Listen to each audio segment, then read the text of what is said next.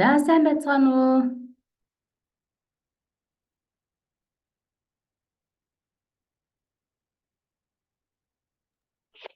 Сайн байна уу? Орой минь хүргэе. Орой минь. Сайн байна уу? За өнөөдөр гадаад дахь монгол хэлний багш нарт зориулсан мэргэжил арга зүйн цуврал сургалт 3-ын анхны хичээл лекц семинар за орох гэж байна. За сэдэв бол багш нарын гаргадаг алдаа гэсэн энэ сэдвийн хүрээнд багш маань ярина. За юунд түрүүнд одоо энэ манай сургалтыг ямар учиртай юм бэ гэдэг. За зэрэгцээд байгаа нь хэм бэ? Тэгэхээр нэг нүгшийн амжилттай юм шиг ихний ажилд бас ярьсан тэрний нэг зөвчлөө байна.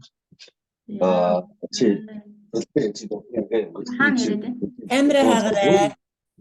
Амраа хаагараа. Хаана Нэг яриад хаагараа. ярианд давхар орж ирээ. За тэгээ энэ сургалтын маань талаар одоо ямар учиртай юм гэд хүмүүс маш их сонирхдаг учраас би товч мэдээлэл хүргэе. За 3 гэхээр мэдээж хэрэг үүний өмнө 2 цуврал сургалт явсан байна гэсэн үг тийм ээ. За манай хэлний бодлогын үндэсний зөвлөл гэдэг байгууллага бол монгол хэлний тухай хууль, за засгийн газрын тогтоол, ерөнхийлөгчийн энэ их хэлний талаар гаргасан зарлиг гэх мэтийг хэрэгжүүлдэг ийм байгууллага. За тэгээд энэ гадаад дахь монгол хэлний багш нарт төдийгүй гадаад хүнд монгол хэл заадаг энэ багш нарт зориулсан энэ сургалтыг яагаад явуулах болсон юм бэ гэхээр Монгол Улсын засгийн газрын 2022 оны 1-р сарын 5-ны өдрийн монгол хэлний тухай хуулийг хэрэгжүүлэх зарим арга хэмжээний тухай 7-р тогтоолын 2 дахь хэсэгт нь гадаад улсад монгол судлал түүний дотор монгол хэл бичгийн судлалыг хөгжүүлж сурталчлан таниулах тэнд амьдарч байгаа монголчуудад зориулсан монгол хэлний сургалтыг дэмжиж ажиллахаар ингэж энэ тогтоолд тусгаж заасан байдаг. Энэ тогтоолыг бүрэн ихээр нь та бүхэн маань Legal Info гэдэг сайт гэдэг тийм ээ. Бүх төрлийн хуулийг үзэх боломжтой. Тэр сайтаас бол дэлгэрэнгүй үзэж болно гэсэн үг. За тэгээ энэ заалтын хүрээнд 23 оны 3 сард тийм ээ.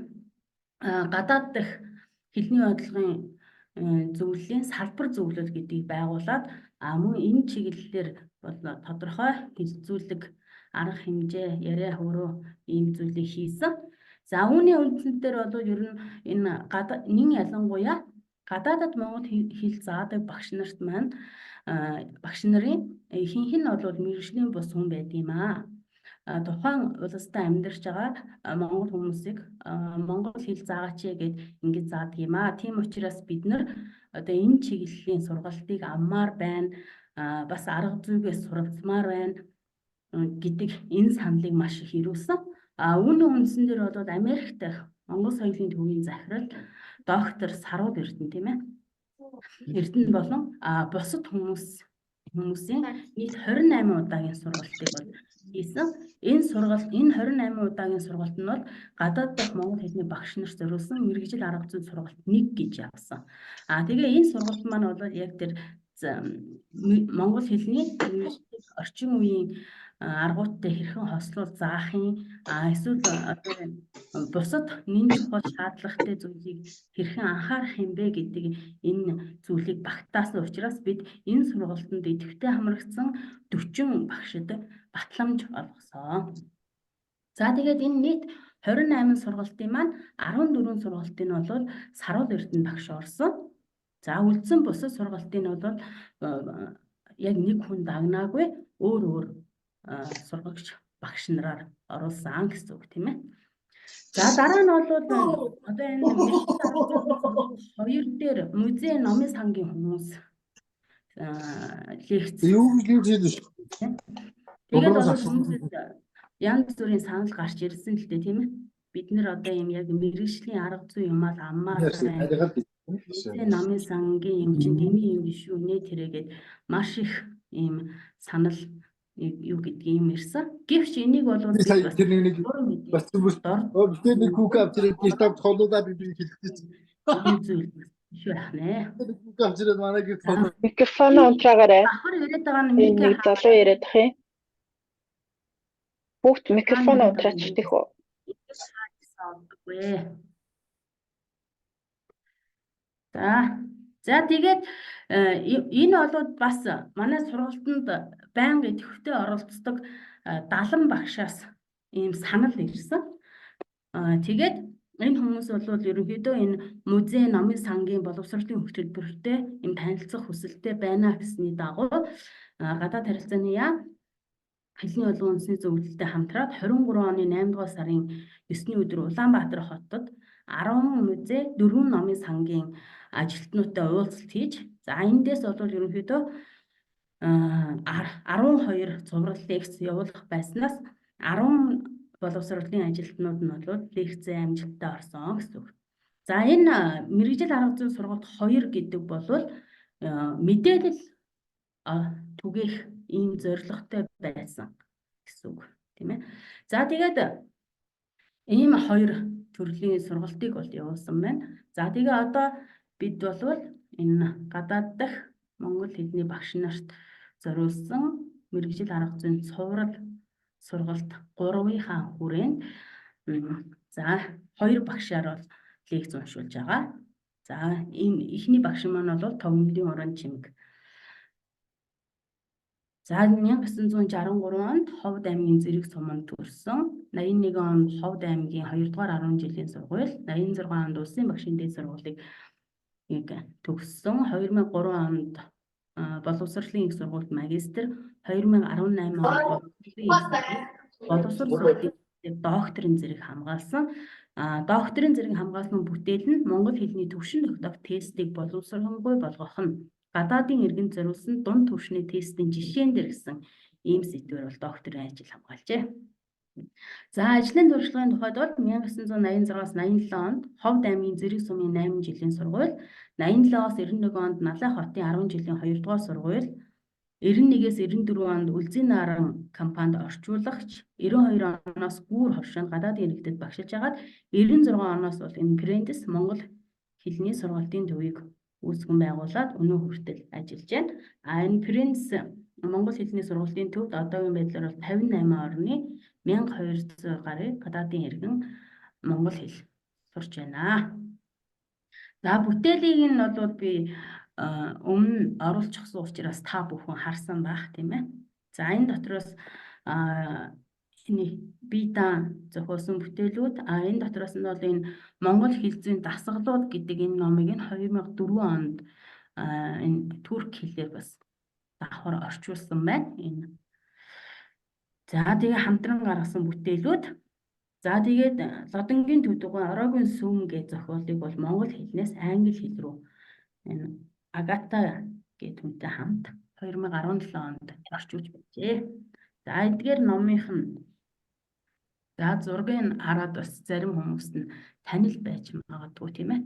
За дээд бичсэн номуудыг зургаар үзүүлбэл ийм байна. За товчхондоо бол уран чимэг багшийн талаар ийм танилцууллаа.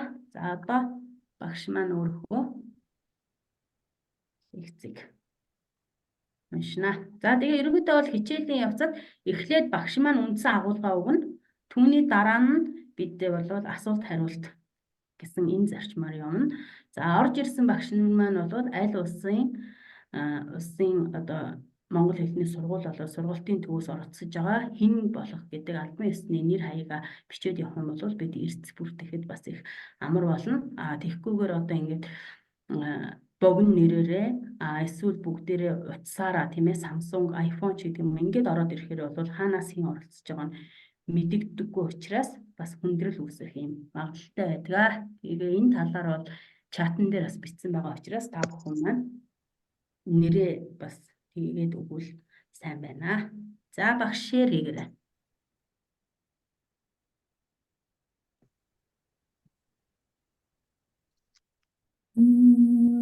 Тэмдэг яасан бэ?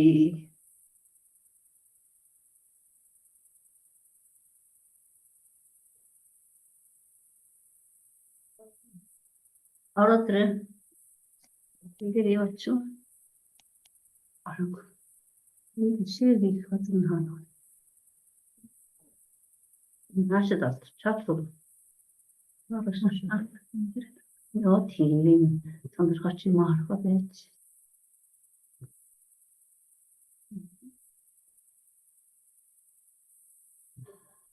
Я том. Нүд юу ч. Яа том. Яа. Яхан нэг. Уганисэн. Уганисэн. За сайн байцгаана уу? Та бүхэнд өглөө өдөр оройн мэнд хүргэе. Дуусч байна уу? Сонсогч байна багш. За баярлалаа. За өнгөрсөн жилийн зохион байгуулсан сургалтуудад миний би заримдаа боломжийнхаа хэрээр оролцож байсан. Тэрэн дээрээс юу ойлгосон гэхээр хоёр дахь хэлийг одоо заах арга зүйн онлайн мэдлэгүүдийг нэлээд өгч гэнэ гэж би өөрөө ойлгосон. Тэгээ энэ жилийн хувьд бол энэ хүмүүсийн ажил нь илүү яг одоо гард нь одоо монгол хэл зааж байгаа ийм багш нар руу илүү хандаж одоо та нарт бас тусдын болчих байх гэж надад найдаж одоо хүсэл тавьсан байх гэж ойлгож байна. Тэгээд миний хувьд бол 92 оноос хойш гадаадынханд монгол хэл зааж ирлээ. Тэгээд мэдээж хэрэг алдаатай оноотой явж ирсэн. Тэгээд өөрийнхөө одоо ажлын арга барил, ажил дээр тулгарч байсан бэрхшээл, одоо хамт ажиллаж байсан багш нарынхаа одоо ажлын байдлыг үнэлгээ хийгээд тэгээ багш нар бид нар яавал жаахан стресс багтаа бас бидний одоо биднээр заалгаж байгаа шавнар маань одоо үр дүн сайтай, хичээл маань үр дүн сайтай байдгийг болдоо гэж олон жил бодож ирсэн. Бас тэгээд ажиглаад бас багш нартай өгчөөсөн зөвлөгөө эдгээрээ тулгуурлаад та бүхэнд бас нэг энэ багш нарын гаргадаг алдаа тийм ээ хичээл дээр гаргаж болох алдааны талаас эхэлж байгаа. Зүгээр алдаа гэдээ эхэлж байгаа жаахан муухай сонсогдож магадгүй. Гэхдээ би яг адилхан багш нар учраас бид нар энийг хийхгүй байвал биднэрт хэрэгтэй бас бидний одоо зорж байгаа зорилго биелэхэд бас ашиг тустай юм а гэж бодож энэ сэдвийг сонгож авсан байгаамаа. За тэгээд алдаа гэдгийг бол би бол одоо их сайн талаас нь хардаг хүн л дээ. Хүн одоо өсөх, хөгжих тийм ээ. Тэр эхлэл бол одоо гаргаж байгаа алдаан дээр суралцаад авах юм бол дахин давтагдах нь хүртэл арай бага байх шиг санагддаг. Тэгээд ялангуяа бидний одоо жинхэнэ зорилтод хүмүүс болох шавнарын маань алдаа бол багш нарын хувьд бол ер нь олц гэж хардаг л да би. Тэрийг л одоо барьж аваад жишээлбэл одоо шинэ оюутан ирлээ гэх чинь нэгдүгээр асуулт бол өмнө нь монгол хэл сурчсан юм уу? Монгол хэл мэдэх юм уу? Аль төвшөнд хүртэл сурсан хүн байна вэ гэдгийг бол гарцаагүй асуудаг. За ингээд асуултын хариу өмнө нь суралцж байсан анхан шатны төвшөнд сурчсан эсвэл дунд төвшний хүн байна гэхэд бол багш одоо анхны хичээл бол тухайн суралцагчийг одоо танин мэдэх түүний мэдлэгийн түвшинг үнэлэх өөрийнхөө хэмжээнд ч зүгээр мэргэжлийн түвшинд юм уу тэр өндөр түвшинд биш. Энийг хийхээр анхны орж байгаа багшд бол ер нь та нар бүгдээрээ мэдж байгаа.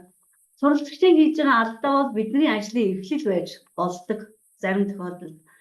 Эхлэл байдгүй маа гэхэд бид нар аль түвшнээс эхлэх вэ гэдгийг одоо харах боломж олддог учраас энэ сэдвийг ингэж эхэлж сонгосон байгаа. Тэмчээс хэрвээ тааламжгүй санагдсан бол уучлаарай. Зөв миний хувьд бол ийм бодолтойгоор сонгосон байгаа. Дараагийн хичээл дээр бол энэ алдаануудаа тийм тухай мэдээж яригдахгүй тухайн сэдв энэ тухай яригдах учраас эхлээд энэ сэдвийг л сонгосон шалтгаан маань юм аа. За тэгээд би яг ингэж бодсон л доо. За би багш нарт мэдээж хэрэг онл ярихгүй. Яг л одоо нэг ээлжид хичээл юм шиг тийм ээ. Нэг хичээл гэхээр бид нэр цаг хугацаагаар л хэмждэг. 45 минут юм уу? Цаг 30 минут юм уу? 60 минут юм уу?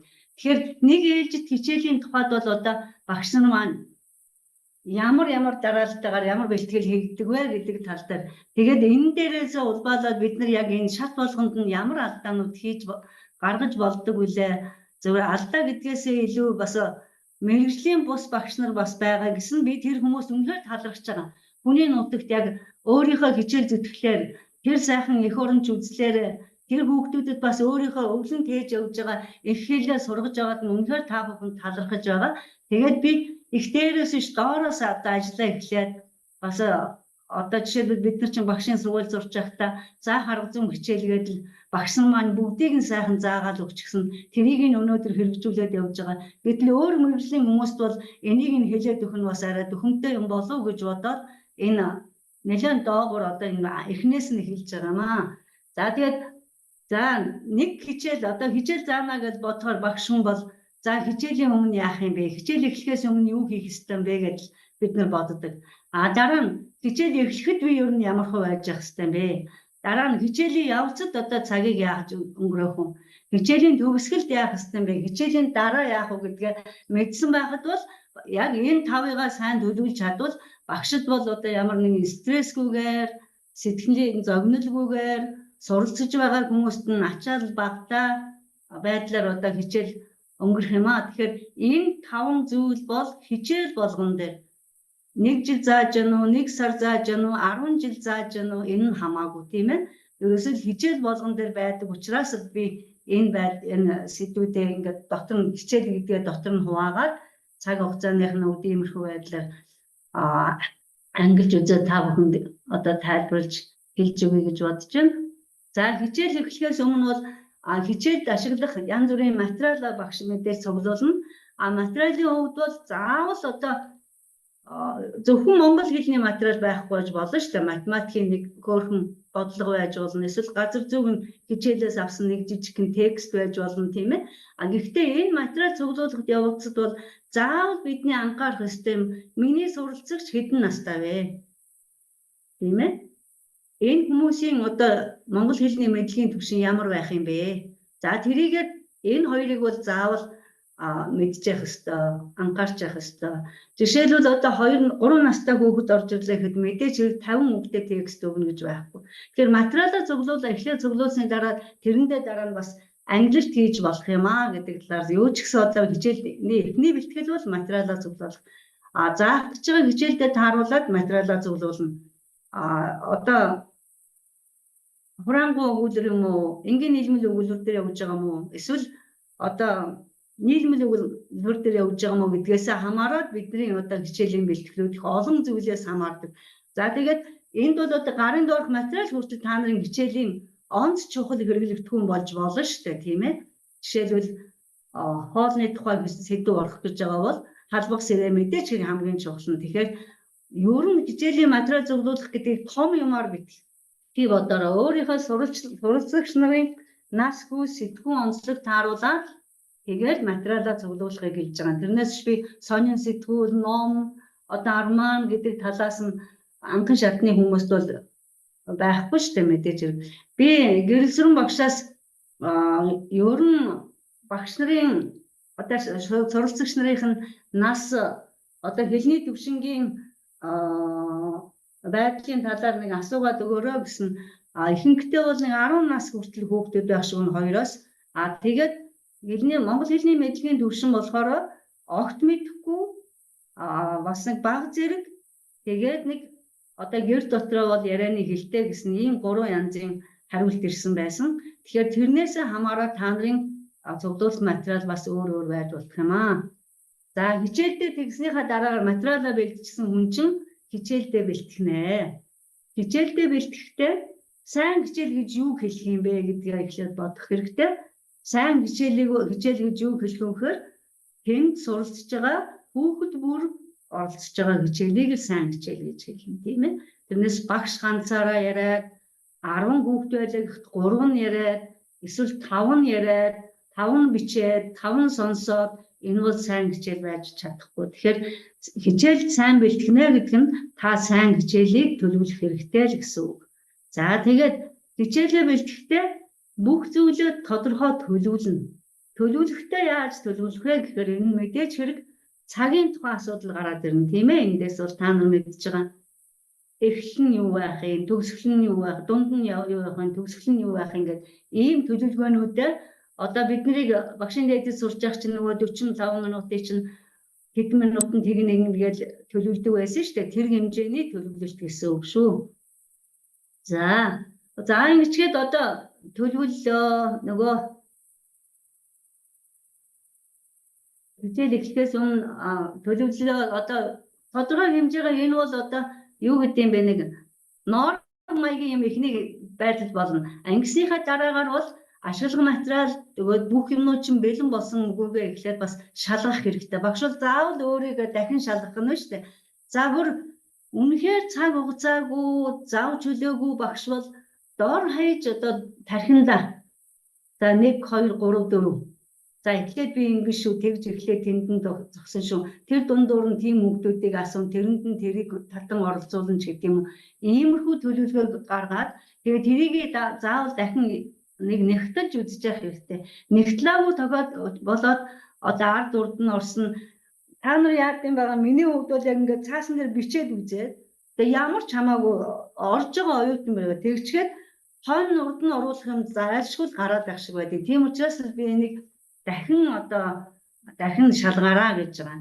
За тэгээд тэр сурагчдынхаа төвшин тоглож байгаа өгөө гэдэг дээр за өмнөх нас идэхгүй онцлогийг тохируулахаас гадна за шинэ материал хэрэгжилж байгаа бол шинэ материалын чинь за нэг төвөр өгүүлбэр авлаа гэж бодъё. Миний төвөр өгүүлбэр 30 хүүхдэд гэж тооцъё л доо. Одоо за нэг 7-оос 10 настай хүүхдийн хичээлгээ тооцоолъё. За би 30 хүүхдэд текст аваад орлоо.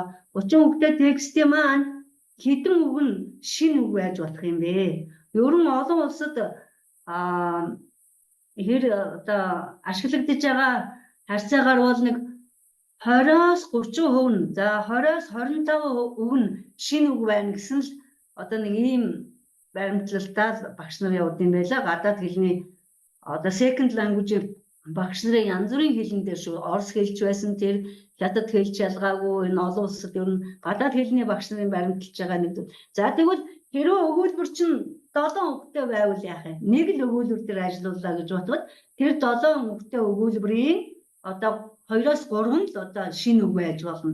Тэгэхгүйгээр дараагийн хичээл дээр ороод тэр сурагчдынхаа төвшөнд тааруулж чадахгүй багш бол за би юм уу өгүүлбэртүүн мэддэг таньдаг байчаад бусд нь бүгдээрээ шинэ байж болохгүй нэ шүү дээ. Тэгэхээр энийг л сурагчдын төвшөнд тохирч байгаа эсхийг нь бас шалгаа гэдэг нь одоо 10 настай хүүхдэд авч байгаа материалаа та 6 настай хүүхдэд авч орж болохгүй л гэсэн утгаар энийг дахин шалгаараа гэж хэлж байгаа шүү. За дээрэс нь хичээлээс өмнө бас нэг багшийн заавал бодох ёстой юм бол за манай ингээ 10 хүүхд дотор чинь хэн нь арай ойлгоц хурдтай билээ. Хэн нь арай удаан билээ. Тийм ээ? За мэдээж хэрэг заах хичээл чинь дундаж ойлгостой, дундаж хурдтай ойлгостой хүүхдэд чиглэнэ. Гэхдээ хурдан, удаан хоёртоо бас одоо анхаарал хандуулах ёстой. За хурдан ойлгостой хүүхдэд бол магадгүй багш нэг цаасан дээр нэг өгүүлбэр биччихсэн байж болно, тийм ээ? Нөгөө хүүхдийн хийгээд дуусчаад нөгөө хэдийг хүлээх зураа за доогуур нь аваачаа ширээн дээр за чи нэг орчуулжаач гэдэг юм уу, тийм ээ? Тэгчгээд дараа нь багш хичээлийнхэн төгсгөл тэрийг нь аваад шалгаад үзэж бас болно шүү дээ. Удаан ойлгостой хүүхдэд яах юм гэхээр орхигдуулахгүй байхын тулд яг заасан юмны чинь өгсөн өгүүлбэрийн чинь гол санааг авч чадчих үгүй юу гэдгээл одоо бас тэр хүүхдэд орхихгүй байх шаардлагатай л гэсэн утгаараа оруулж байгаа юм. Тэгээд хүн болгонд нь одоо тэр дундаж төвшөндөө хичээлээ бэлдээ хурдан удаан хоёроо орхихгүйгээр бас тэднэртэй таарсан материалыг нэмэлтээр бэлтгэж байгаараа гэж зөвлөх байна. За боломжтой бол хичээлээс өмнө ангиа заавал ажиглаж бай. Одоо цонхон онгойлгож 1981 оноос 86 онд сурч явах биднэрт нөгөө сургуулийн эрүүл ахуй гэдэг хичээл ордог байсан. Гэтэл за миний мэдж байхаар сүүлийн 20 жил тэр хичээл бол орхоо болсон. Сургуулийн эрүүл ахуй гэдэг хичээлээр яг энэ анги танхимын талаар биднэрт заадаг байсан. Нарны тусгал сурагчийн чинь зүүн гар талаас байх ёстой. Одоо багшийн самбарын төвшөнд сурагчийн одоо нуруунд тогтсон байх ёстой ч гэдэг юм. Бүх талаас нь заадаг байсан. Одоо энэ байхгүй болсон юм байлээ. Тэгэхээр анги танхимыг ажиглал гэдэг нь зөвхөн миний одоо дунд сургууль дээгүүр ингээд заримдаа явах хэрэг гарах юм а. АЧ-центрийн одоо сургууль дээгүүр очих хэрэг гарах юм. Бас нэг багш нартай уулзах гэдэг дунд сургууль дээгүүр явж явах энэ анги санхины тухайд бол ер нь төрүүлж ороод нэг шалгадаг багш одоо ер нь байгаа мó байхгүй мó бас тэр нь сайн тодорхойгүй л байгаа. Гэхдээ та нар бол энийг бас хийж явах хэрэгтэй. Яагаад гэвэл та нарын анги дотор 30 хэдэн хүүхэдтэй гэж байхгүй нэг 10 хэдэн байгаа байх гэж би бодож байна. За олон байлаа ч гэсэн бас тэр хүүхдүүдийн төлөө тэр ангийг ороод шалгачихад ер нь илүү их юм байхгүй гэж байна. За хичээл эхлэх үед хичээл гэдгийг бид нар юу гэж ойлгох вэ гэж ойлгож байгаа. 40 минут уу 60 минут уу 80 минут уу 90 минут уу гэх. Тэгэхээр энэ цагийн тухай дээр одоо бид нэр би одоо та нарт нэг асуудал дэвшүүлэх гээд байна да. За багш нар хичээлээ ерөөсөө цаг гэж ойлгоод бид нэр цагийг одоо хичнээн хэр ашиглах вэ гэдэг. За энэ Эдисон гэдэг нэг Америкийн нэг бизнесмений энэ цагийн талаар одоо хэлсэн үгийг би байнга өөртөө одоо бодож ингэж санаж явдаг. Энэ бизнесмений зохион бүтээгч хүн л дээ Америктэй гэтэл 1000 одоо патентын эзэн. Дэлхийн нийтэд бол одоо 3000 гаруй патентын эзэн. Энэ хүн юу гэж хэлсэн байна гэхээр хүний цорын ганц өв хөрөнгө бол цаг хугацаа юм. Амжилтын эхний шаардлага бол цагийг ухамсартай ашиглах. За тэгвэл хичээл гэхээр бид нэг цаг гэдээ ойлгож болно. Тэгвэл одоо миний заах гэж байгаа хичээлийн 40 минут минийх юм уу? Эсвэл суралцж байгаа хүмүүсийнх юм уу? Та нар юу гэж бодож байна? Энэ зөвхөн миний 40 минут уу? Эсвэл тэнд байгаа 10 хүүхдийн бас цаг хугацаа юм уу? Хэнийх нь өмч хөрөнгө вэ? Би та нараас бас асуумаар байна. За энийг ингээд та нар өөрсдөө бас бодоорой. Энийг би яагаад заавал та нарт ингэж тодорхой дэвшүүлээд ингээ хэлээд байгаа юм бэ гэхээр ялангуяа олон жил ажиллажсэн. За манай дээр бол бас тийм туршлага тохиолдож л байсан. 20 жил ажиллажсэн, 25 жил ажиллажсэн багш ингээд ажилд авах яг багшийн сургууль төгсөөд ороод ирж байгаа одоо залуу багшийг ажилд авах хоёр бол тэр өөрийнхөө 40 минут, өөрийнхөө 80 минут, 90 минутыг одоо хэнийг гэж ойлгож байгаа юм бэ гэдгийг харахад ер нь их тодорхой байдаг. Тэр олон жил ажиллажсэн багш нар бол энэ 90 минут миний 90 минут л гэж ер нь оюутнуудад хандж байгаа хандлага нь ерөөсөө тийм байдаг. Энэ миний цаг.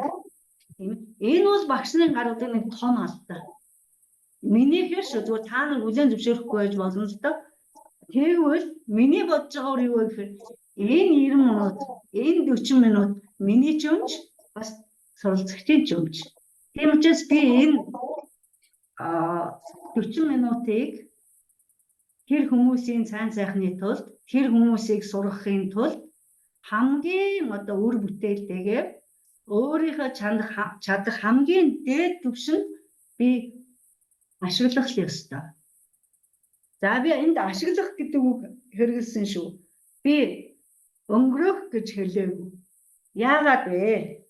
За би өөрийнхөө үгээр мэдээж хэрэг тайлбарлах тийм хэмжээний хүн биш л дээ. За би зүгээр энэ Польшийн Германы философч Шопенгауэрийн үгийг та нарт уншиж өгье гэж бодож байна.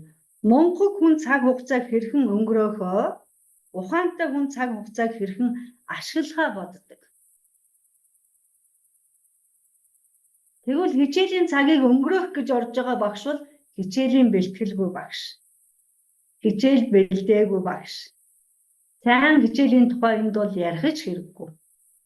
Тийм ээ? Нэгэнт л өнгөрөөх гэж орж байгаа юм чинь. Гэтэл ашиглах гэж орж байгаа багш бол за би хаана ямар асуулт тавих вэ? Би энэ асуултанд хэдэн хүүхдээс хариулт авах вэ? За энэ хариулт авах гэдэг дээр 2-оос 3 настай хүүхэд дээр бол багш нар ер нь яаралтай хариу хүлээх шаардлагагүй гэж зүгээр миний хувьд боддог шүү. Ер нь хэлд орж байгаа хүүхдүүд 2-оос 3 настай хүүхдүүдэд тавьж байгаа асуултууд бол голдуу нээлттэй байвал илүү зохимжтой өөрсдийг оролцуулахын тулд дээрэс нь тэр хүмүүс чинь шууд тэгж асуултанд хариулаад байдаг нас ч биш. асуултыг чинь ойлгосон бол үйлдэлээрээ үзүүлнэ.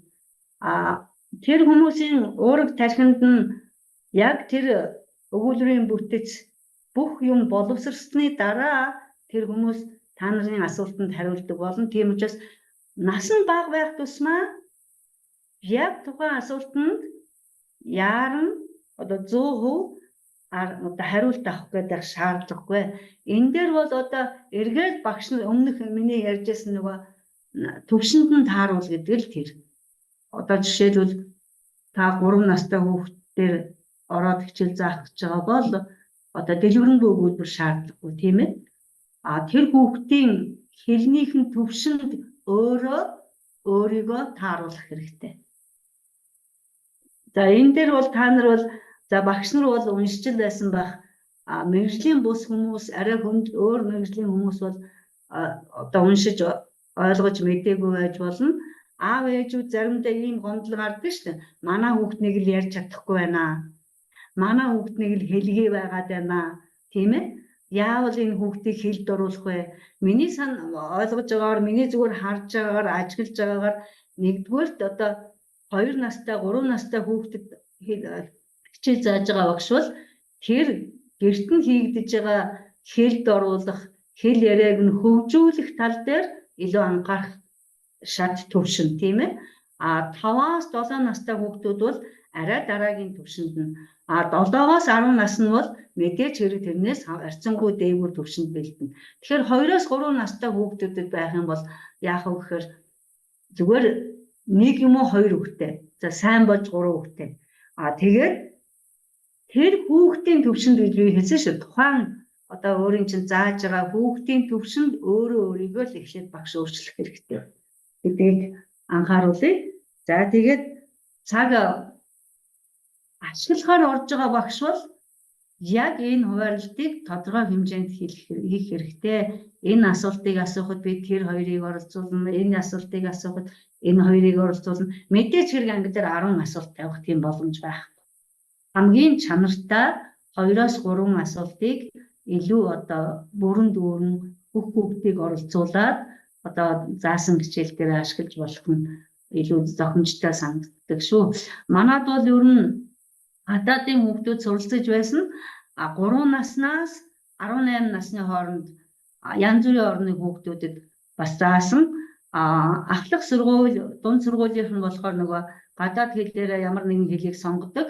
Тэгээд тэр гадаад хэлээр монгол хэлийг сонгоод бид нар эндээс одоо явахдаа тэр home school хийж байгаа хүүхдүүд чинь байн сургалтынхаа талаар бичих ёстой, материалаа явуулах ёстой. Тэр үед нь бол биднээс ямар сурах хүчгүүд ашигласан, ямар төвшнөөс ямар төвшөнд болсон, төвшингийн тогтоогоод тэгээд одоо мэдээж хэрэг 4 чадвар тийм ээ, унших, сонсох, бичих, ярих чадвар нь ямар төвшөнд болсныг үнэлж дүгнээд ингээд сургууль үр дүнд явуулж исэн хэд хэдэн туршлага байгаа. Эндээс тухайн сургууль нь хүлээн зөвшөөрөөгүй гэсэн нэг ч хариу авч байгаагүй бид нар албан ёсоор ингэж ирж исэн. Тэгэхээр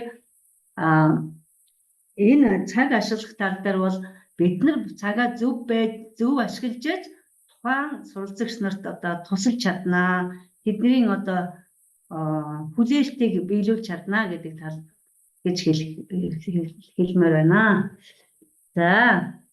За нөгөө эн чинь шал өөр юм гаргачихад ярьж ирсэн байна шүү дээ.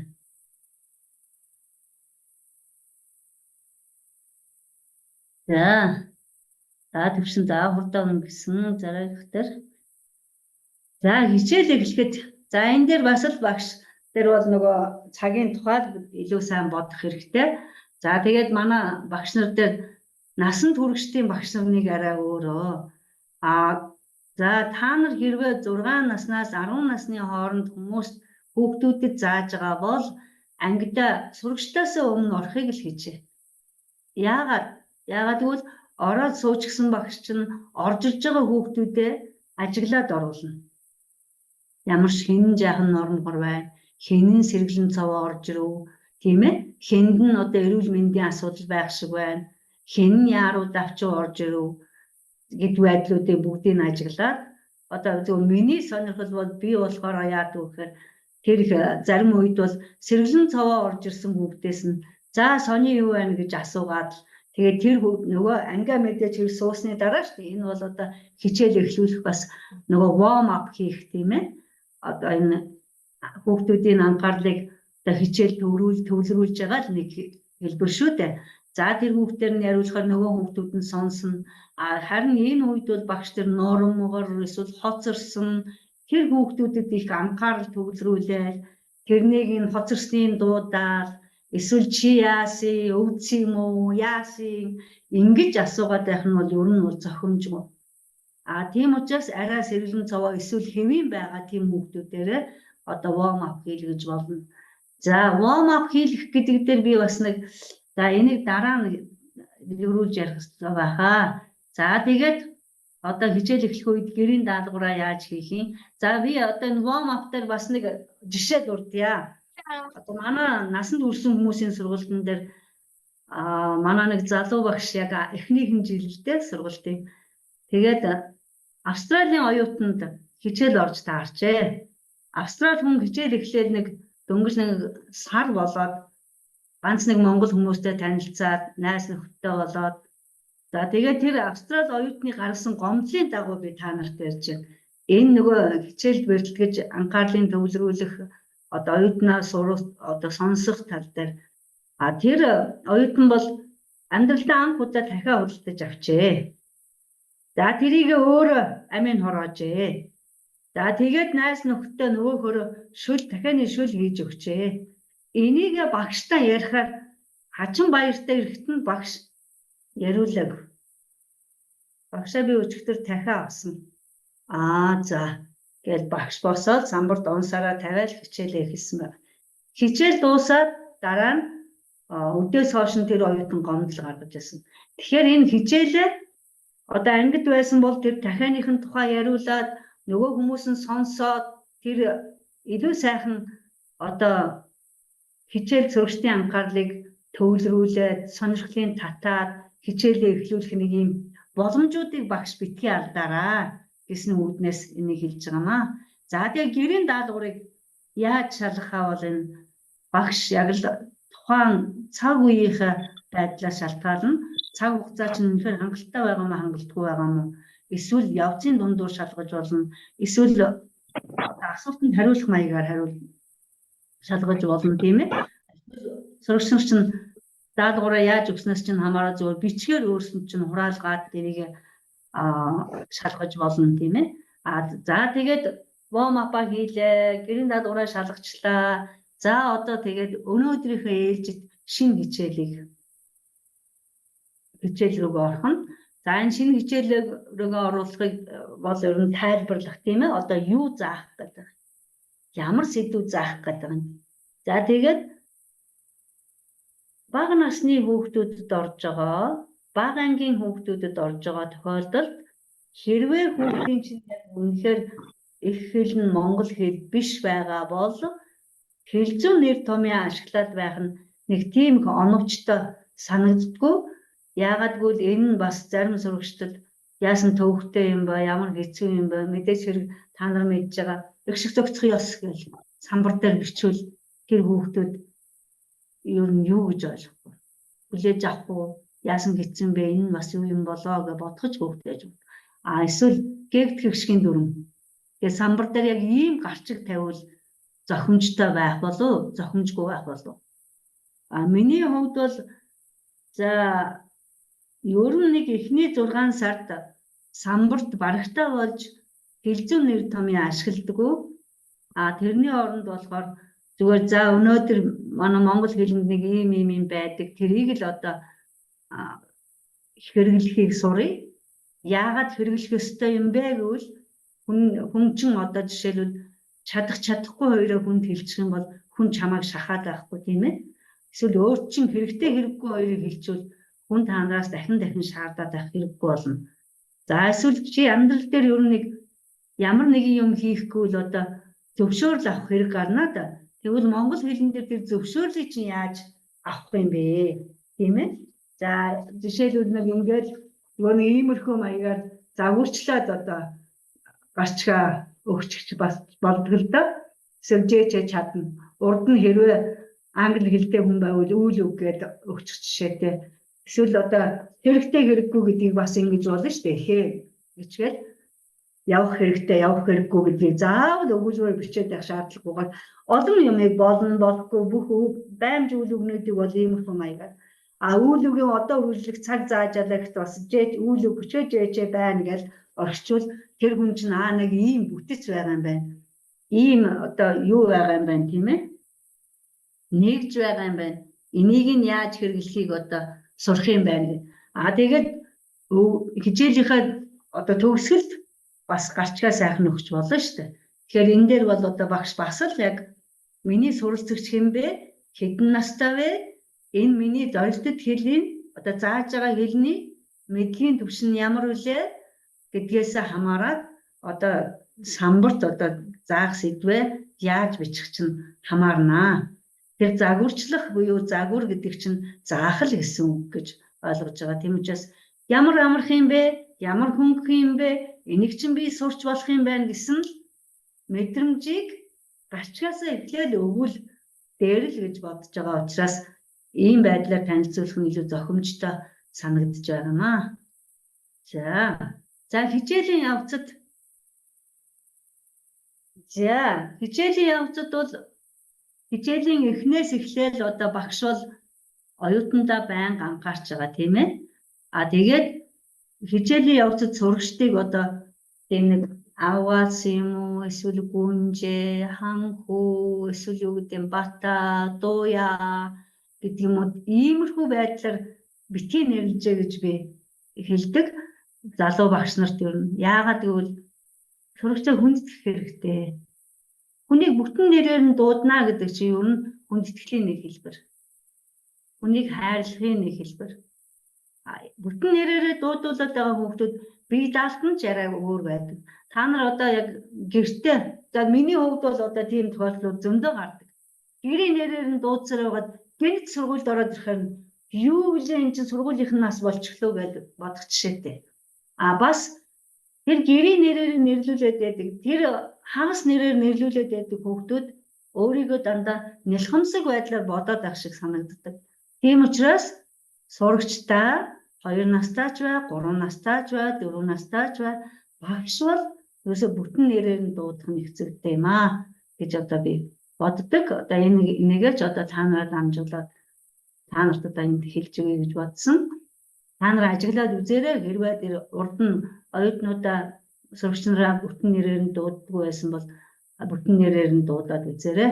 Энэ дээр ялгаа өөрчлөлт гарах нь уу юу бас ажиглаж болно шүү дээ. Багш хүн бол тэр дээр дандаа л судлаач байж байгаа. Байнга л одоо юу өнөөдрөөс өчигдрөөс өнөөдөр юу дээрдүү, өчигдрөөс өнөөдөр миний ажил дээр ямар ахис гарав гэдэг бол бидний бүр өстө магцсан чингэчихсэн нэг үйлдэл учраас энийг ингээд хийгээд үзээрэй.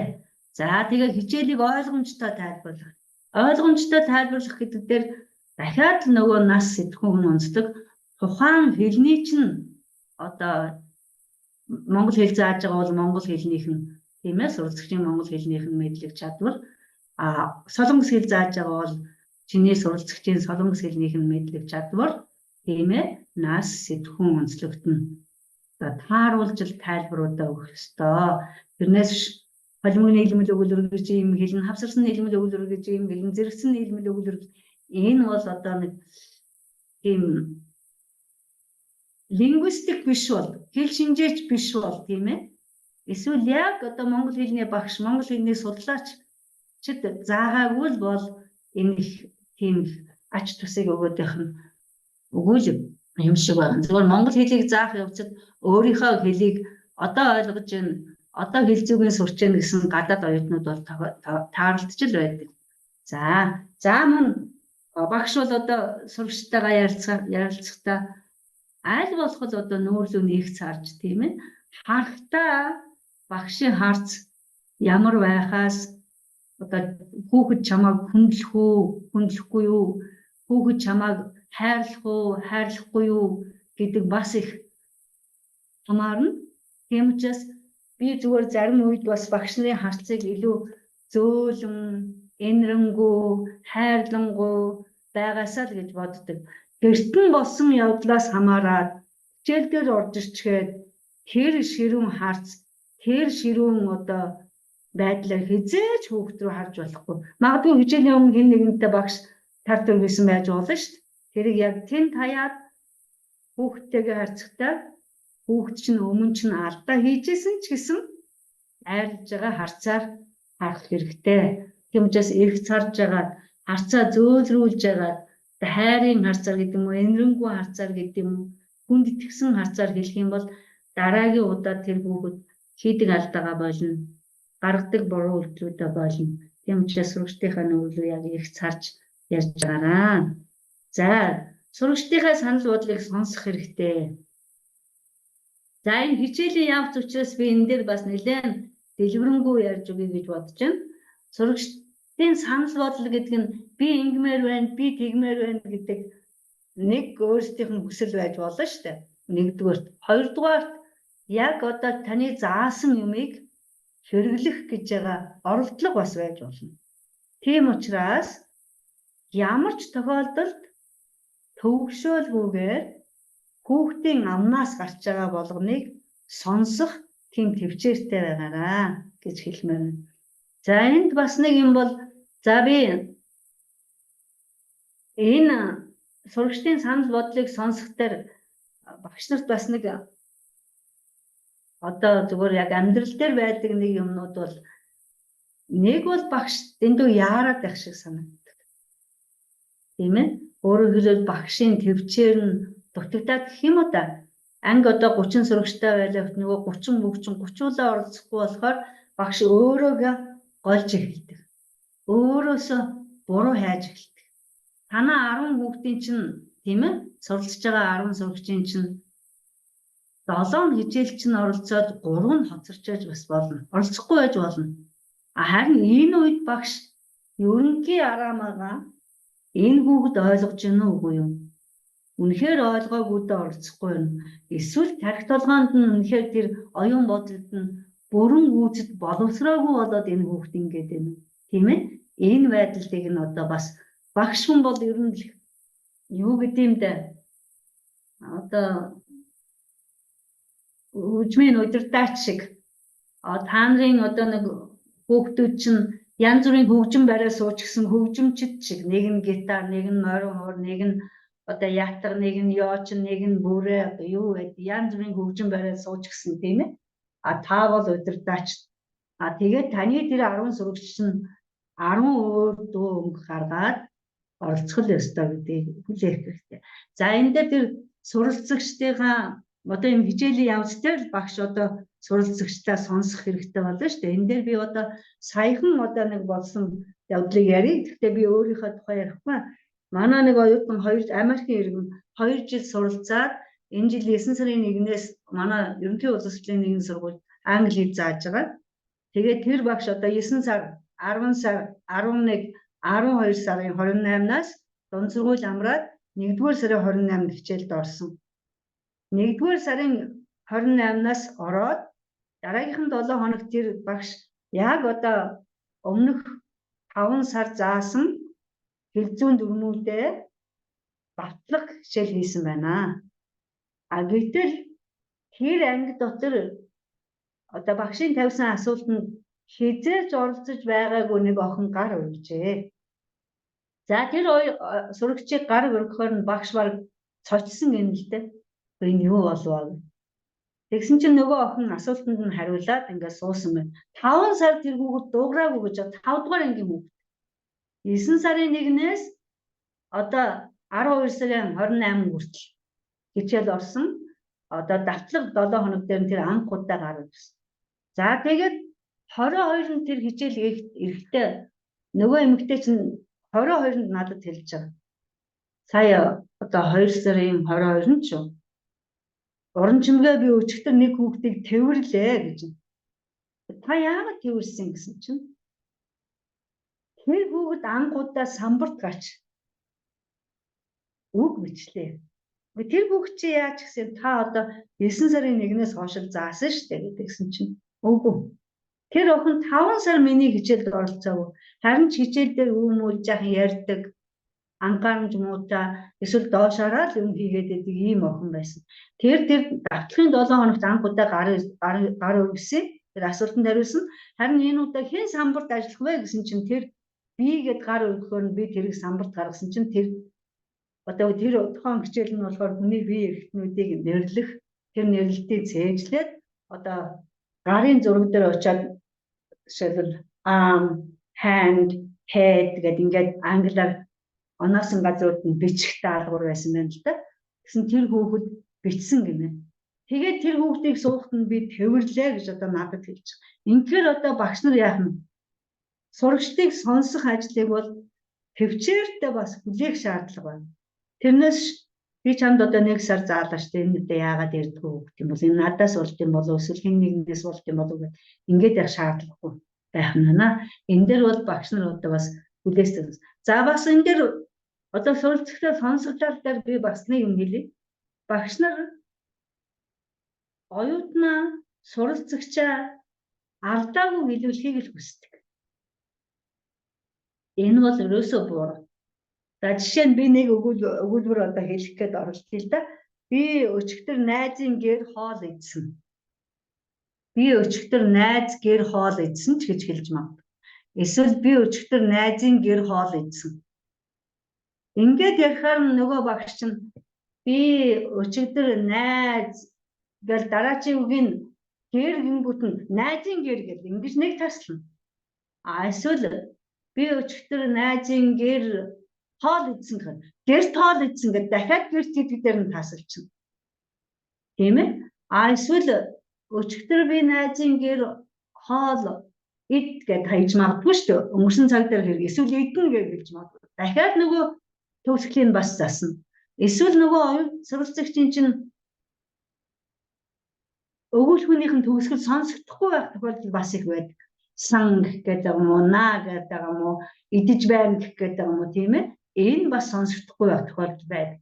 Энэ тохиолдолд бол багш тухайн суралцагчийн өгүүлбэрийг таслах ямар ч шаардлага байхгүй.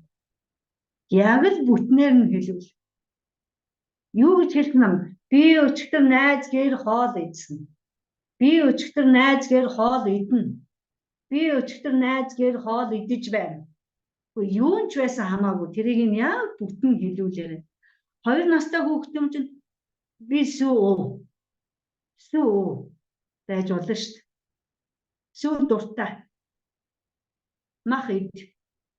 Мах болохгүй. Аль нь ч байсан яг л бүтэн хэлүүлээд харин тэрнийхээ дараа чи энд алдаа хийсэн гэж хэлэх ямар ч шаардлага. За ойлголоо. Чи өчигдөр та өчигдөр найзын гэрт хоол идсэн. За ингэчгээд нас нь бага байх тусам хэрэг давтуулж хэлүүлэх гэх шаардлагагүй багш. Тэр өгүүлбэрийг харин самбарт бичээд өөрөө сайхан тодорхой хэлээд өгч болно. Хэрвээ 7-оос 10 насны хүүхэд байх юм бол харин тэр өгүүлбэрээ самбарт бичсэн өгүүлбэрээ уншуулж болно. Багш самбарт бичихтэй боломж байвал тэр үдээсэн нөхцөл дагаврыг нь өөр өнгөөр тодруулаад бичиж болно. Хэрвээ тийм өөр өнгийн боломж байхгүй бол дутуу орсон нөхцөл дагаврын дагавар зурж өгч болно шүү дээ. За ингэхдээ ч гэсэн бас чиний хийсэн алдаа юм. Чи энд буруу хийсэн гэх ямар ч шаардлага байхгүй. Хэрвээ хэлмээр бол тусгаад нь одоо ганцаарчлаад одоо хичээлийн дараа уулздаг юм эсвэл хаа нэгэн газар таарахтаа дэвтэрчин байна уу эсвэл маргааш нь багш хичээлээс өмнө ороод ирэхэд нөгөө хүчинд хөрүүлээд ирж магадгүй шүү. Тэгвэл өчигдөр нэг тийм байсан шиг тэрэн дээр одоо дахиад энийгээ битгий орхиороо тэгвэл чивдээр сайхан болчих та тань гэдэг юм уу, тийм ээ? Иймэрхүү байдлаар багш бол заавал тэр оюутнаа одоо суралцагчаа бүтэн сонсож байгаараа. Битгий заавал ингэж тасалж дундуур нь орхидвол энэ яагаад буруу юм бэ гэхээр хүүхдийн өөртөө итгэх итгэлийг нь нохоодог. Өвөө хийдэг. Ингэснээр хүүхэд өөрийгөө хүндлэхгүй эсвэл болохгүй, бүтэхгүй, би чадахгүй гэдэг одоо ийм бодлыг төрүүлж болох учраас энэ байдлыг битгий гаргаараа гэж байна. За тэгээд хичээл хэрвээ анхааралгүй сурагч байгаа бол юугаар оролдоод вэ? Яагаад энэ хүүхэд хичээлд оролцохгүй вэ?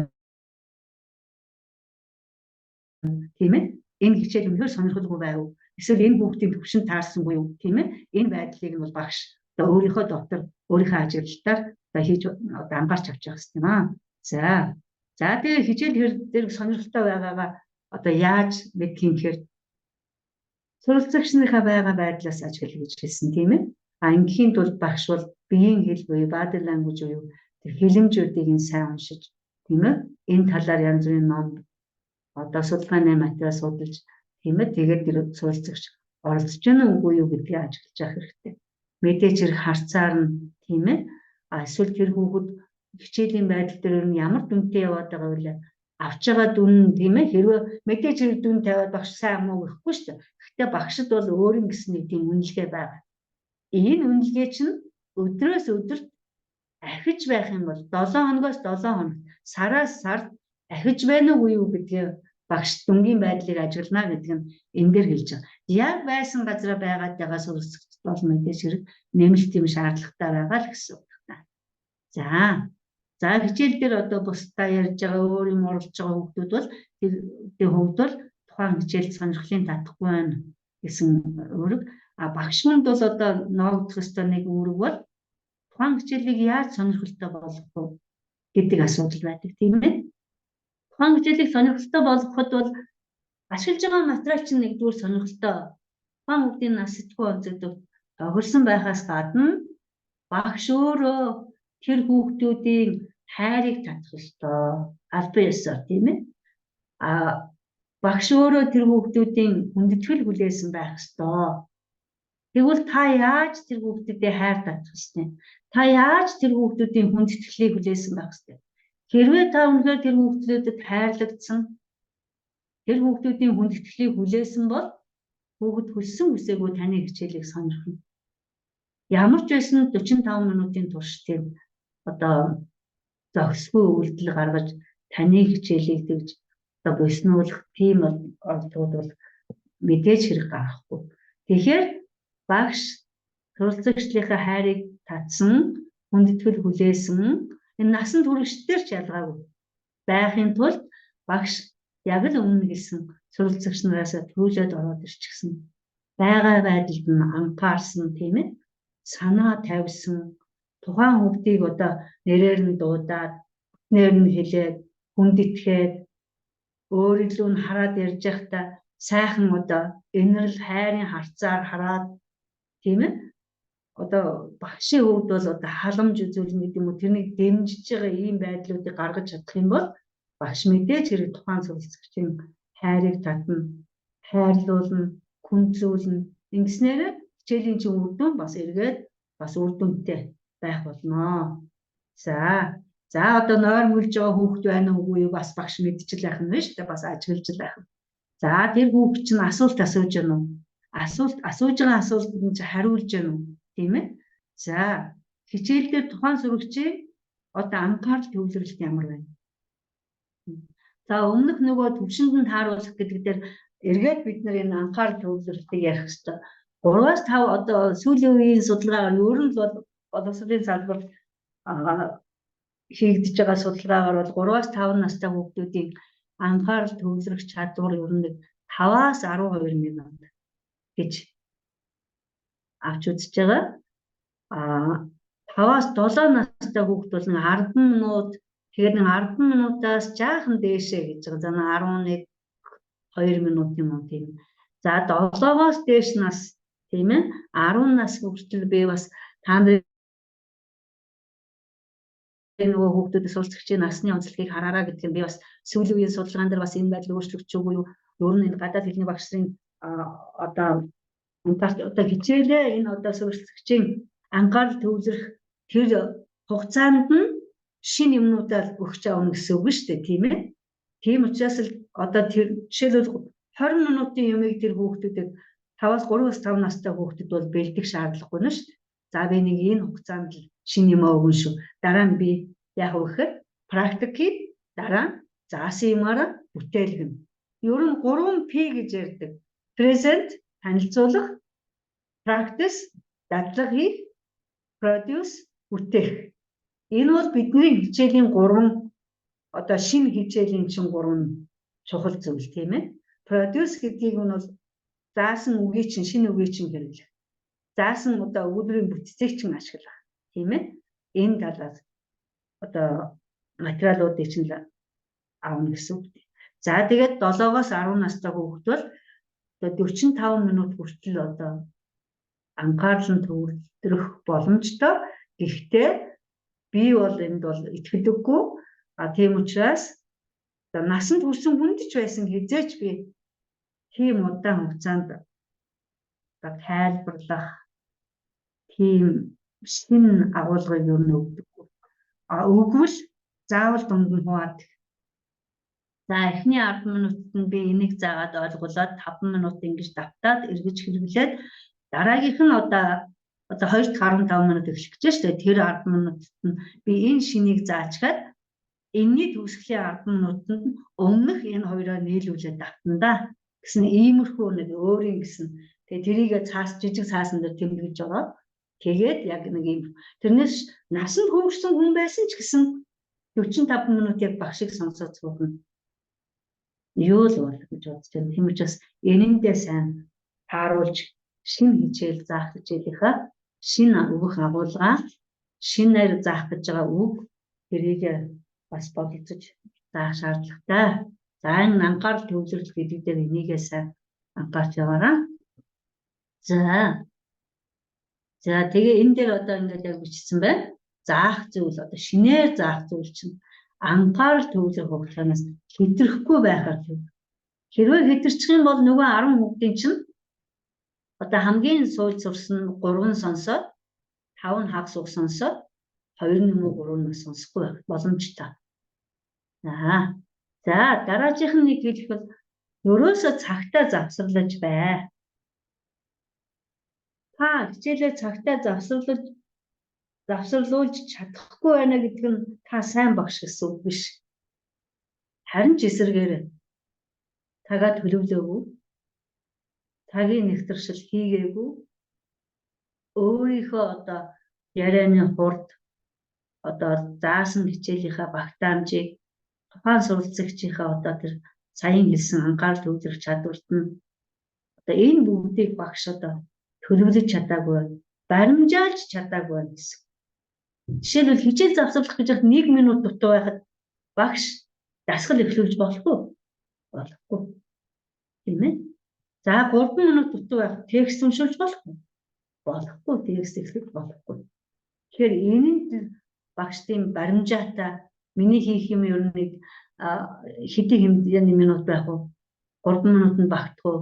За 3 минут юм бол би нөгөө үеийг 3 минутанд яаж олцуулах вэ тийм ээ? Энэ болгоныг багш заавал төлөвлөх хэрэгтэй. Төлөвлөөгүй багш нарыг ер нь хичээл дээр нь харагдаж сандарсан, төвдсөн тийм ээ. Мэдээж хэрэг тэгээд өөрт нь одоо ямар одоо мэдрэмжээс гадна одоо энэ хүний бие гэдэг чинь бүхэл бүтэн нарийн цогц систем шүү дээ.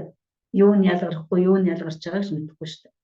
Тийм учраас би ингээд хичээлээ сайхан бэлдчихсэн багш, цагаа төлөвлөжчихсэн багш, хаанаас эхлээд хаана дуусгаа мэдсэн багш бол ад шаргалтай гар энэ ээлжид хичээлүүдийг заах боломжтой. Хүүхдүүд гэдэг чинь ер нь тийм нэг хүнийг нэг тийм ядраагаад байдаг ч бас юм биш. Бүр хичээлийг тэгж ядраагаад бол тоглоомын аргаар зааж бас болно шүү дээ тийм ээ бид нар. За дараагийн үг зөвлөмж бол үргэлж өөрөө битгий ярьчаа. Сурагчтайгаа ярьж. Хүүхэд бүрийг оролцуул. Дээрээс нь бүр идэвхтэй оролцуул. Идэвхтэй оролцуулах нэг хэлбэр бол тоглоомын арга байж болно. Ялангуяа тэр бага насны хүүхдүүд тийм ээ. 2-оос жишээл 3-аас 5 настай хүүхэд нь 5-аас 7 настай хүүхэд нь бас хагас тоглоом хагас одоо суулгах ч байд юм. 7-оос 10-д нь одоо нэг 70% хичээлийн 70% нь суулгах 30% нь хөдөлгөөнтэй тийм ээ. Эсвэл 10 хичээл заах гэж байгаа бол 3-ыг нь одоо нэг хөдөлгөөнтэй тоглоомын маягаар дуу хоор хөгжим юу гэдэг 6-аас 7-гийн нэг суух маягаар танхимын хичээлч байд юм уу тийм ээ. Иймэрхүү байдлаар.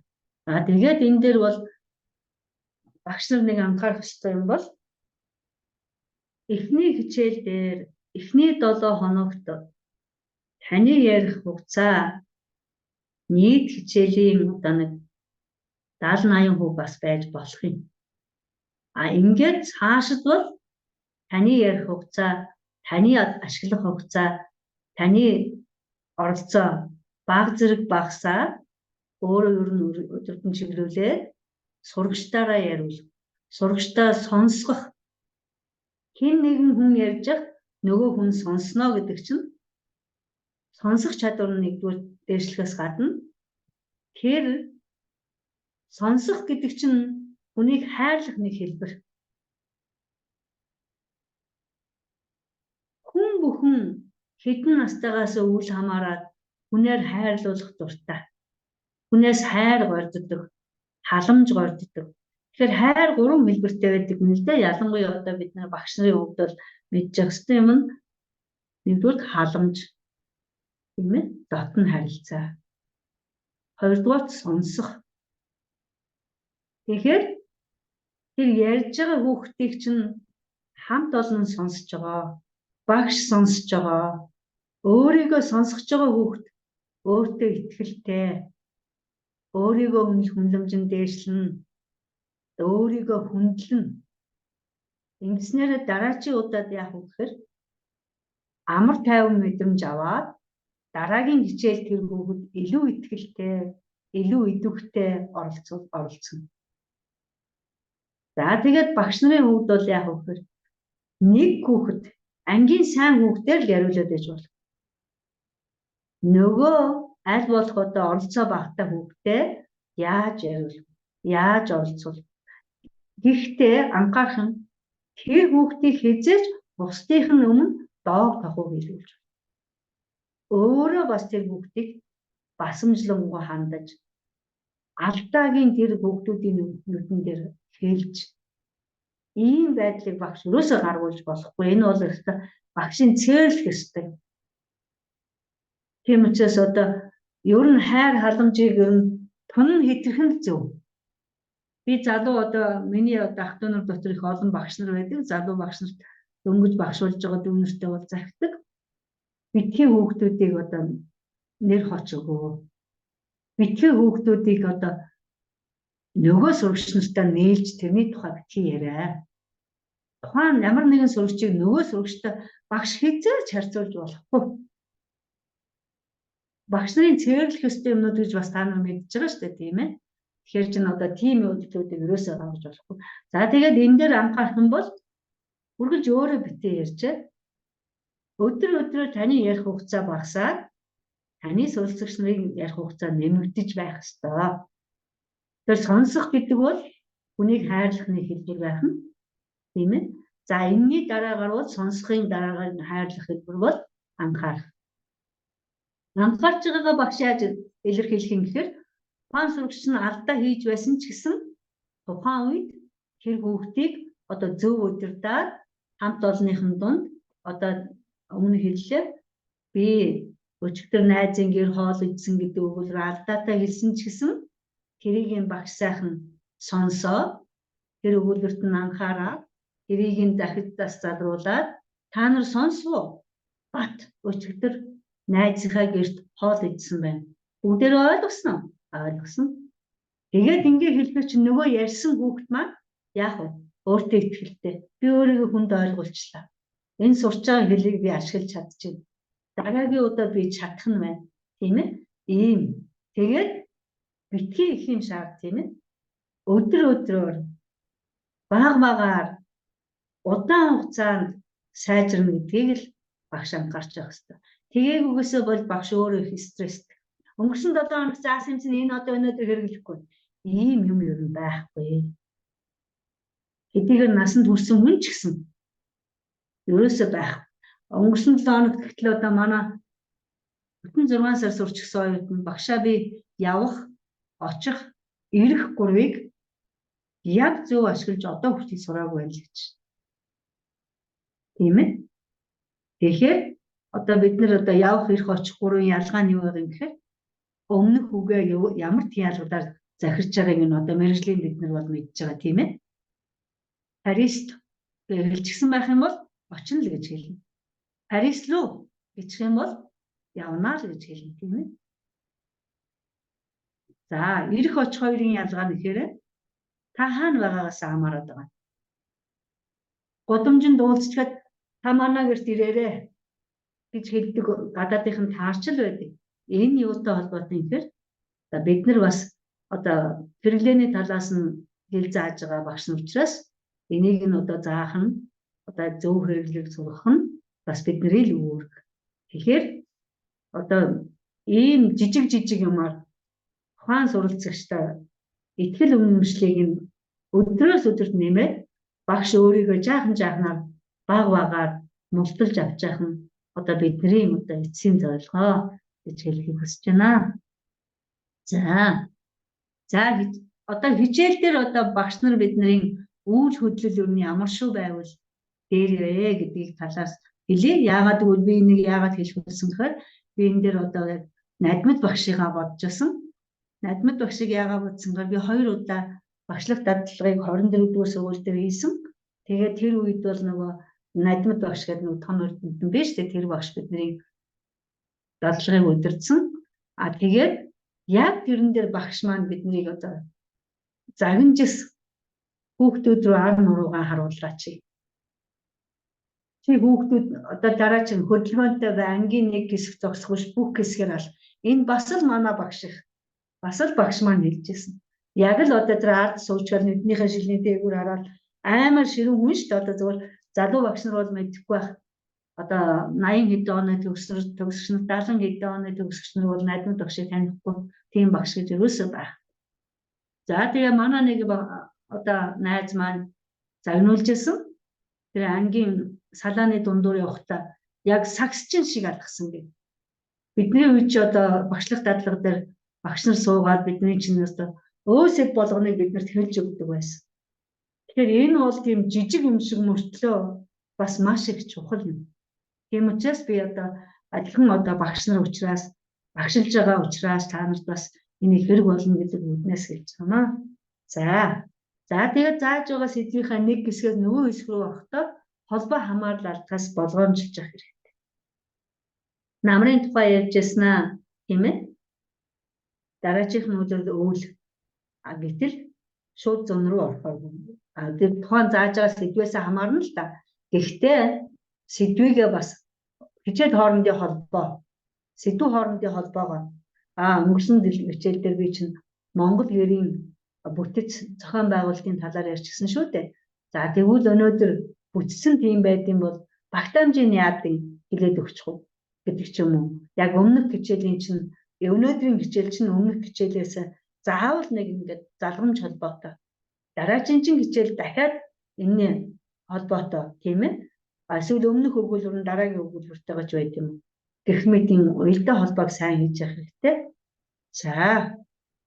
За дараачих нь болохоор сурагчид заасан зүйлээс нь хэр зэрэг юм ойлгосон байна вэ гэдгийг яаж мэдхий.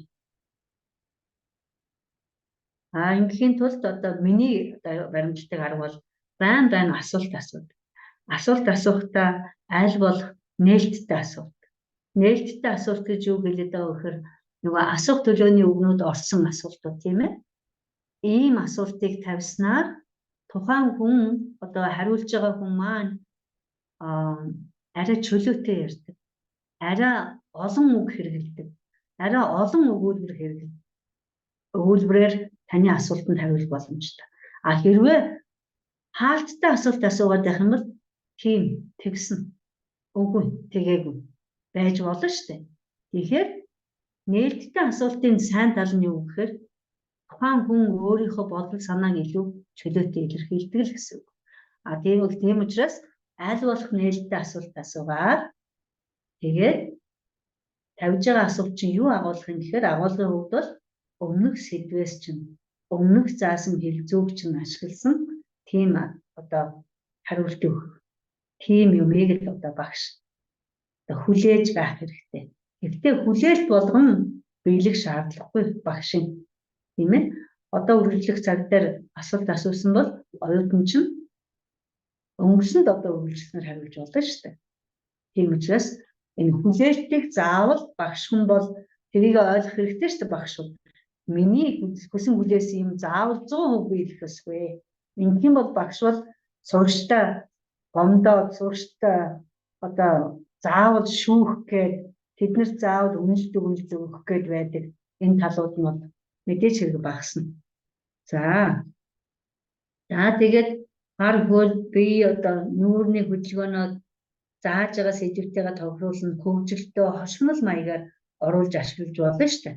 Одоо сүрэн жуугаа хэлчихсэн шүү дээ. Багш нар бол одоо чинөө олон мэргэжлийн эзэд тийм ээ. Жүжигчин, дуучин, одоо юу хөгжимчин бүх юм болж байгаа юм чинь. Би одоо энэ дээр та нарт нэгэн жишээ зөвлөе. Манай хүүхдийг 4 дугаар ангид байхад нь англи хэлний багш нь английн нэр нэрлээ шинээр. Тэгээ нэг өдөр хүүхд маань их л одоо баяртай ч юм шиг, хөгжилтэй ч юм шиг нүд нь ороод ирээд гарсан. Ээж өнөөдөр өстө англи багштай баларсан. Ороод ирэхээр за одоо хөөх юм яасан юм бол одоо унж очоо юм болов яагаа юм бол гэл ингээл би бол тухайн хүнд ямар нэгэн аюулгүй байдал талаас нь санаа зовсон. Гэтэл хүүхэд маань юу гэж хэлсэн гэхээр манай багш өнөөдөр алхах, мөлхөх гэдэг хоёр үг. Алхах, мөлхөх, шогшох, гүйх гэдэг 4 үгийг заалаа. За тэгсэн чинь мөлхөх гэдгийг үзүүлэхдээ тэр багш манай 1 2 дугаар салааны дундуур мөлхөд 3 4 дугаар салааны 2 3 дугаар салааны дундуур гараад самбарын урд хүртэл мөлхлөө гэж. Тийм үү. Тэгээд тэр хүүхдээс тэгээд мөлхөх гэдэг үгийг юу гэж яана гэсэн чинь тогтоодсон байна. Тэгээд тэрийгэ үзүүлчихэд очиод багш самбар дээр бичсэн гэж. За тэгээд за мөлхөхөд гэсэн юм байна. За алхахаа явтаа эсэргээр нь 2 3-ын дундуур яваад эргүүлээд багш 1 2 дугаар салааны дундуур ирчгээд нөгөөхөө бичлээ. Шогшох гэдэг үг дээр багш чи яав гэсэн. Багш тонхноос хаалга хүртэл шогшоод эргэж самбар дээр шогшиж ирээд тэгээд нөгөө үгээ бичлээ. Гүүх дээр яасан танаа багш? Манай салаануудын дундуур гүйж ирээд гүүх гэдэг. Энэ яасан гэхээр одоо хөгжилтэй маягаар тухайн багшийг гүгөөд мөлхөөд ирэхтэн тэр ангийн үг. Тэгээд танайх яасан? Манай ангийнх нь инээлдээд хөгжилдөө тэг. Энэ хөгжилтэй байдлаар тэр багш тэр 4 үйл үгийг л заасан байна. Өөрөө монгол хэлгүй багш л да. Тийм учраас тэр хүн бол яг үйлдэлээрээ үзүүлсэн байна. Энэ бол одоо байдаг л асуудал. За багш бас мэдрэмж илэрхийлсэн үгнүүдийг заахад бид нар чинь ер нь манай багш нар болоо. Манай багш нар бол зогсхон зогсоод наатайхан найтаагаад тийм ээ хихэрхэн хихрээд эгээл онгохгүй шээхгүй байхгүй л байгаа. А бусад үйлдэлүүдийг одоо биеэрээ баг үзүүлдэг. Тэгээд нөгөөд нь бол таарсан зураг аваад орно. Тийм ээ. Тиймэрхүү байлаа. Саяхан одоо манай нэг багш битгий тэгээд бай. Ийм бүтцийг заасан л да. Тэгсэн чинь онлайн хичээл байсан тэр маргааш нь манай тэр оюутан надад хэлсэн. Багшаа өчигдрийн хичээл хөгжилтэй өгөөд мартагдахааргүй байлаа. Яасан гэсэн чинь манай багшийн хүүхэд юм аягтай цайгаа асгаад тэгсэн чинь багш битгий цайсгаад бай. Хүүхдээ ингэж хэлнэ. Тэгээд би одоо тэр дээд доод бай гэдгийг чинь би мартахгүй гэж хэлж. Тэгэхээр яг ийм бодиттой юмнуудыг бол заримдаа хөгжилтэй маягаар эсвэл хүүхдүүчээр та нар битгий яриад байл да гэж болно шүү дээ. Тийм ээ. Эсвэл чи битгий инээгээд байгаад багш өөрөө бас инээд. Гэтэ энийг ярдгалсан муухай байдлаар багш хэлж болох. Сэтгэе чи битгий инээгээд бай гэд багш хэлэх ямар вэ? Сэтгэе чи битгий инээгээд бай. Энэ ямар байна тийм ээ? Тэгэхээр хошигнол оруулаад хөгжилтэй байдлаар тохируулаад ингэж бас хэлж байна. За асуулт тавихтаа тэр анхаарал нь хэний анхаарал сарнаад байна. Тэр хүүхд рүүгээ чадвал одоо хандуулж авах хэрэгтэй. Гэхдээ энэ зорилго чинь тухайн хүүхдийг хичээлд оролцуулах гэж байгаа болохоос биш. Тухайн хүүхдийг эвгүй байдалд оруулах зорилго ерөөсөө байхгүй. Бүх хүүхдийн анхаарлыг түүн дээр төвлөрүүлээд тэрний сул талыг ангид зарлах гэсэн үйл ерөөсөө биш. Тийм учраас асуултаа нийт дунд чадвал тавь. Чадахгүй тухайн хүүхдийг оролцуулахын тулд тавьж болно. Гэтэ аль болох нээлттэй асуулт тавих хэрэгтэй. За тэгээд асуултанд хариулж байгаа бүх хүүхдэд дандаа урам өгч явах хэрэгтэй. Урам хайрлж тийм ээ зоригжуулж гэхдээ бас хэтрүүлж болох. Ер нь хэтрүүлсэн үг болгоно, хэтрүүлсэн хайр болгоно, хэтэрсэн болгоно, хайрч гэсэн ялгаагүй муу үр дүнг авчирч болно. Тийм учраас багш гэдгээ санах хэрэгтэй. Та ээж нь биш, та эгч нь биш, та эмээ нь биш.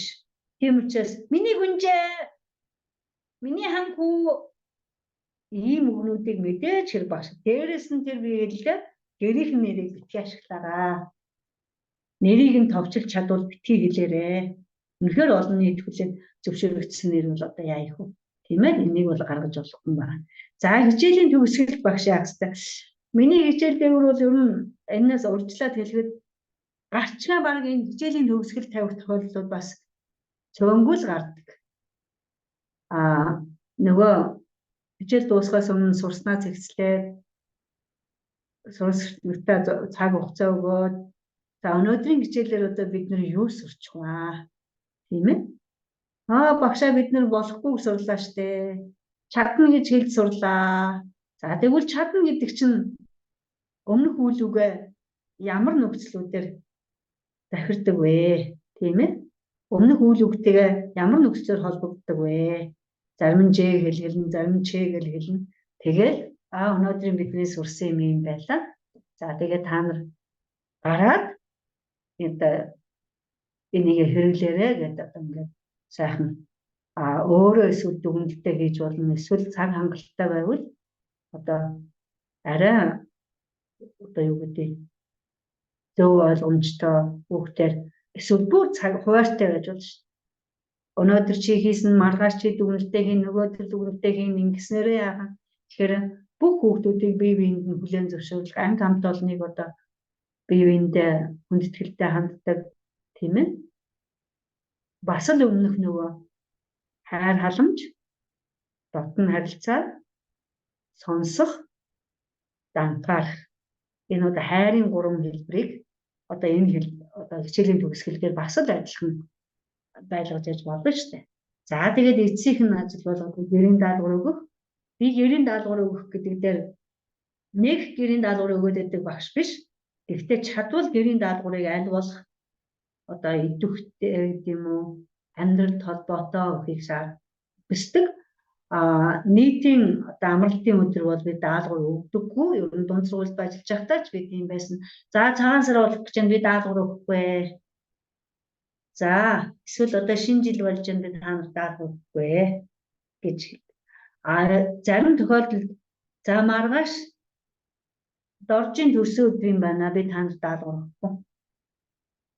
За дорж маань төрсөн өдрөө сайхан нэмэрлээд ирэх. Дорж ирчгээд бид нарт төрсөн өдрөөр нь юу болсныг ярина. Тэгээд одоо бүгдээрээ сайхан амраад ирээрээ. Энэ хэсгийг одоо би гэрийн даалгавар яагаад ийм өгдөггүй багш болсон бэ гэвэл би энийг одоо багшийн дээдэд оюутан байхдаа би шарав багшаасаа сурсан. Одоо багш хүний ажил гэдэг чинь ийм сайхан шүү дээ. Одоо тэр багшийн тэр үед зааж ирсэн юм энд байж л бай. Манай багш ийм байсан. Таан сарвалч дараа нь орж даалгавар шаардсан. Би тааны даалгаврыг шалгаад яа манай багшийн толгой юм гэдэг байсан жаахан савлдаг. Тааны даалгаврыг шалгаад яах вэ? Өчигдөр цагаан сар болсон юм чинь хийгээгүй л байгаа л да гэх. Ийм хөөрхөн би тэр настай багшиг манай ангийнхан бүгдээрээ хөөрхөн хайрладаг. Тийм учраас даалгаврыг нь бүр сайн хийн. Бүр хичээн. Нэг юм анхаараа. Энэ багш зөөлөн шүү гэж таны толгой дээр гардаг шав гэж баг байдаггүй л гэж би боддог. Хэрвээ үнэхээр та тэр шавийнхаа хайрыг татсан, хүндэтгэлийг хүлээсэн ийм багш бол миний толгой дээр хүүхэд гарна гэж битгий айж бай гэж бодож хэлэх бай. Шарав багш маань бас нэг сайхан завсарлагаанаар бид нэг ёстой нөгөө багшийн хэлдгээр за чи сайн болж нэг аяга аарц нэг мантун бууз эргүүлээ бистэй хөөрхийгээд биднийг хаяа нэг ингээ хоцроод нэгээр завсарлагаанаар амжихгүй идэд ороод ирэхэд багш маань цаашаа бай хаа гэж хэлж байгаагүй шарав багш. Тийм учраас энэ гэрийн даалгавар өгөхдөө бас нэг уян хатан бүтээлч даалгавруудыг өгч байгаа. Гэрийн даалгавар өгөөд гэрийн даалгавраа шалгахын сайн тал нь юм бэ. Би өмнө хэллээ доржийн төрсөн өдөр дорж маань гэртээ очиод төрсөн өдрөө тэмдэглэн тэгээд одоо маргааш биднэрт ирээд юу хийснээ хэлнэ. Энэ бол гэрийн даалгавар. Энэ бол бүтээлч гэрийн даалгавар. Маргааш нь за өнөөдөр дорж маань төрсөн өдрөө тэмдэглээд ирсэн. За юу хийснэ биднэрт хэлээд өгнө дэ яриад өгнө. Дорж чинь босоод хэлнэ. Ярина. Нөгөө хэд нь сонсно. Энэ бол хичээлийн чинь нэг үйл явц. Тийм ээ? Нэг л процесс нь. Тэгээд нөгөө хэд нь сонсож ойлгоно. Эцэст нь гэрийн даалгавар юу байх вэ гэхээр дорж маань дараачихаа хичээл дээр өнөөдөр ярьсан юмаа цаасан дээр товч тодорхой бичээд ирээрээ. А нөгөө хүүхдүүдтэй даалгавар нь юу байх вэ? За доржийн төрсөн өдрийн талаар юу болсон талаар та нар бичээд ирээрээ. Тийм ээ? Энэ дараагийнхны өдрийн даалгавар болох гэдэг шүү дээ. Гэрийн даалгавар гэсэн сайн тал нь юу юм бэ? Яг энэ үед хүүхдэд хариуцлагын ухамсарыг бий болгох. Одоо тэрийг нь хөгжүүлэх зорилготой гэрийн даалгавар. Ер нь боловсролын эцсийн зорилго юу юм бэ? Хариуцлагын ухамсарыг төлөвшүүлэх. Хийж байгаа зөвлөлтөд хариуцлагатай байна. Хариуцлагатай хүүхэд бол таны заасан юмыг суурна. Тэгэхээр багш зөвхөн тухайн зааж байгаа агуулгыг эзэмшүүлэхдээ зэрэгцээ та нар бид нар юу хийж яадаг байх нь? Эцсийн бид нар хүнийг амьдрал бэлтгэжээдэг. Өнөөдрийн биш шар багш тэр багшийн хэдэд багшилж байхдаа найдвар багш тэр миний 2 удаагийн дадлагыг удирдахдаа яг өнөөдрийн намайг л бэлдсэн гэж ойлгож байгаа. Тийм учраас та нарын өгч байгаа гэрийн даалгавар, та нарын хандж байгаа хандлага, багш бидний хандж байгаа хандлага бол одоо би 86 оны төгсөгч 96 он 2006 он 2016 он 2026 он болох гэж юм тийм ээ. Тэр 30 хэдэн жилийн дараах намайг л тэр үеийн гэрийн даалгавар, тэр үеийн багш нарын харилцаа, тэр үеийн багш нарын хандлага, тэр үеийн багш нарын дэмжлэг, тэр үеийн багш нарын намайг одоо биднийг гэж яриа. Одоо манай ангийнхныг хүндэтгэж байсан хүндэтгэл өнөөдрийн биднийг бий болгож байгаа. Тийм учраас багш нар маань, та нар маань аз жаргалтайгаар одоо хичээлээ заадаг. Төгсгөлд нь одоо их сайхан мэдрэмжтэйгээр байдаг байгаасаа л гэж хүсэж байна. За тэгээд хичээлийн дараа яах вэ? Багш хичээл дууслаа гүгээд хардаг багш байх. Тийм сайн хэрэг биш. Хичээл дууссаны дараа багш тухайн хичээлийнхаа талаар товч дүгнэлт бичиж яхах нь зүйтэй. Энэ ямар учиртай вэ? Дараагийн удаад энэ сэдвийг заахад би юун дээр анхаарах ёстой? Өнөөдөр би юугийн жаахан сул хийчих. Эсвэл энэ арга барилаас арай доогор юм байна гэж бодсон байж болно шүү дээ, тийм ээ. А тэгвэл тэрийг товч ч гэсэн дүгнээд гарчих хэрэгтэй. Өнөөдөр хийсэн аргагаа дараагийн хичээл дээр одоо